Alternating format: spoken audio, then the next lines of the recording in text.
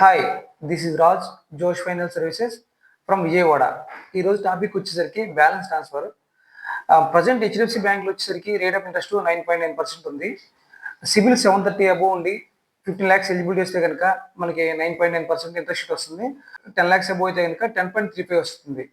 Balance transfer అంటే మీరు previous కనుక వేరే బ్యాంక్లో లోన్ తీసుకుని ఇంట్రెస్ట్ ఎక్కువ ఉంటే కనుక ఏదైతే ఉందో అవుట్ స్టాండింగ్ని మన హెచ్డిఎఫ్సికి టేక్ ఓవర్ పెట్టుకోవచ్చు అనమాట. టేక్ ఓవర్ పెట్టుకోవడం వల్ల మీకు బెనిఫిట్ ఏంటంటే అక్కడ మీకు లోన్ ఎలిజిబిలిటీ పెరుగుతుంది, మీకు ఇంట్రెస్ట్ రేట్ తగ్గుతుంది అనమాట. మీ దాదాపు ప్రీవియస్ ఇంట్రెస్ట్ అయితే కనుక 11%, 12% పడే ఉన్నాయి బ్యాంకులు, ఎస్బీఐ అయితే కానీ, ఐసీసీ కానీ, హెచ్డిఎఫ్సి కానీ, ప్రీవియస్ ఏ బ్యాంక్ అయినా కానీ.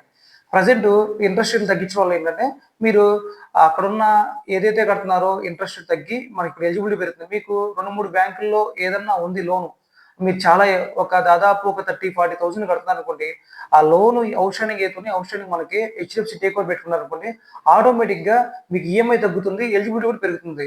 సో మీరు అక్కడ 12% ఉంది, ఇక్కడ 9.9% వస్తుంది. మేము ఇచ్చే బెనిఫిట్ ఏంటంటే మీకు ఎలిజిబిలిటీ వస్తుంది, అదేవిధంగా మీకు టెన్యూర్ కూడా పెరుగుతుంది.